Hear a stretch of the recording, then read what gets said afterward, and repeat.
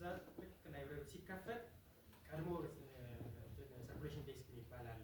ለአንድ ሰዓት ለሁለት ሰዓት ብቻ ይሰጣል። በዙር ነው ያን መጽሐፍ የምናነበው። ቀድሞ መጽሐፍ ለመያዝ ስንጋፋ መስታወት ተሰብሮ እዚህ ጋር ተቆርጦ ተሰፍቶ አሁን ሁሉ ምልክት አለ እና በዛ መንገድ ነው ነገራችን ላይ ያንን መጽሐፍ አሁን ብዙ ብላችሁ ስልካችሁ ላይ ታገኙታላችሁ። አልነበረም። ይሄ